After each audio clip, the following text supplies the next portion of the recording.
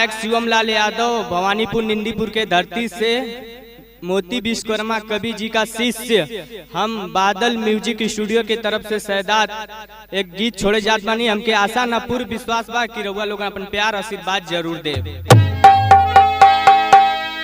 शेरा वाली मैया के ऊंचा स्थानवा शेरा वाली मैया के ऊंचा स्थानवा महिमा वे अपरंपार हो। 9 दिन के नवरात्र महीनावा रूपवा होला जार हो।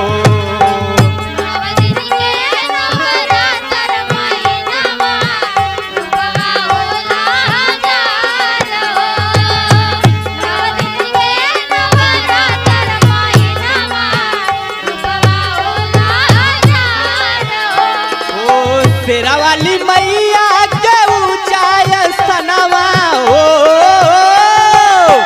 शेरा वाली मैया के ऊंचा स्थानवा महिमा वे परंपार हो।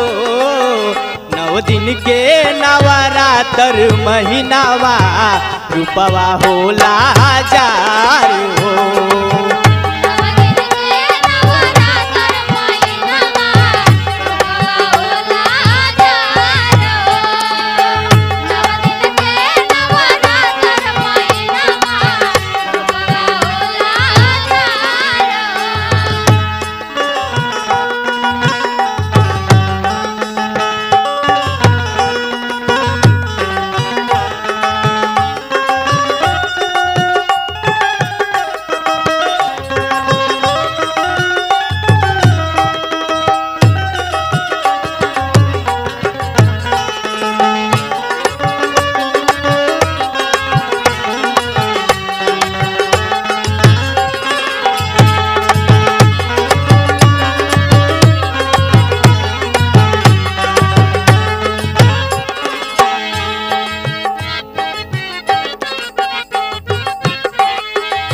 करे माया से उगे सूरज या चनावा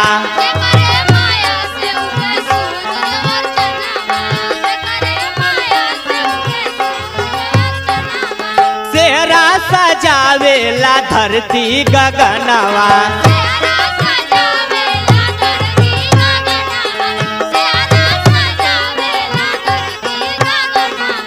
जे करे माया से उगे सूरज या चनावा सेहरा सजावेला धरती गगनवा बजन के गोदिया में दिहलू ललनवा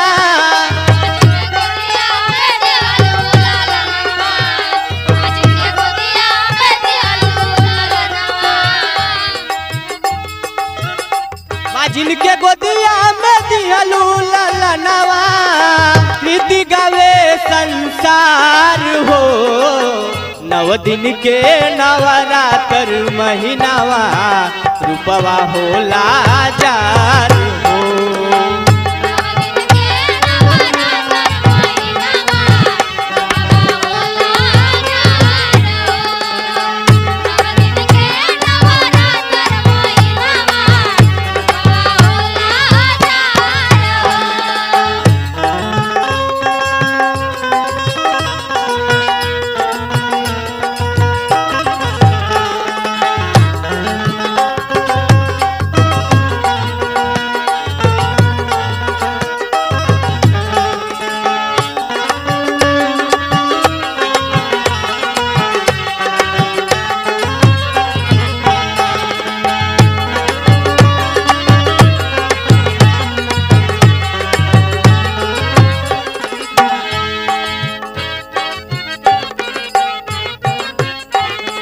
जाला दुवरिया उ खाली न आवे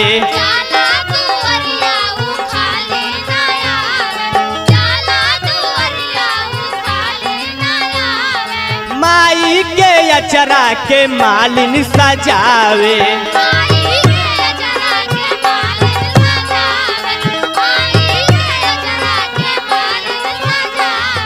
जाला दुवरिया उ खाली न आवे माई के पचरा के मालिन सजावे।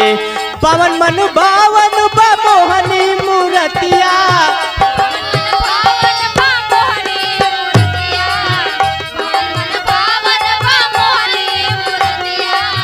पवन मन भावन मोहनी मूर्तिया, लगेगा जब सिंगार हो।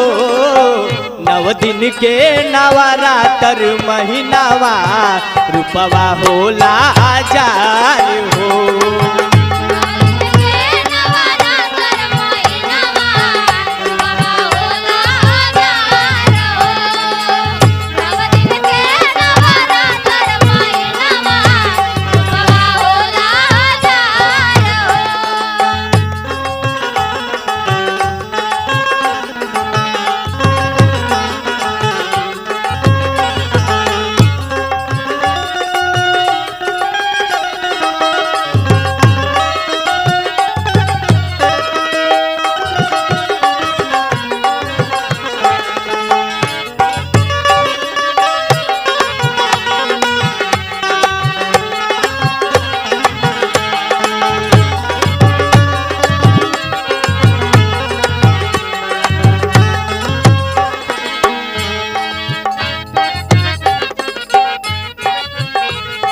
चमके सिंहासन माँ शेर के सवरिया,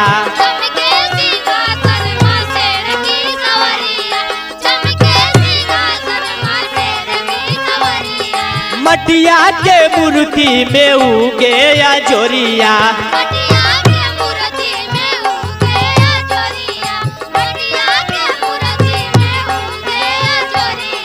चमके सिंहासन माँ शेर की सवरिया, मटिया के मूर्ति में उगे अजोरिया। रूपवा सोहाला निराला जगत में,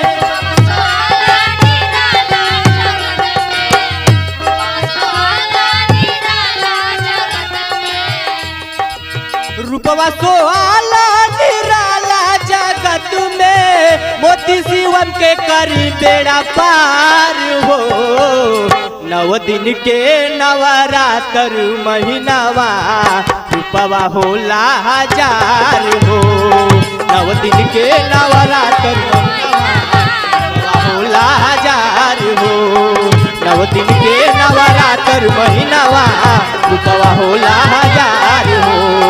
नव दिन के नवरात्र महीनावा, रूपवा होला हजार हो। एक बार बोली शेरा वाली मैया की, एक बार बोली शीतला वाली मैया की, एक बार बोली सच्चे दरबार की। हर हर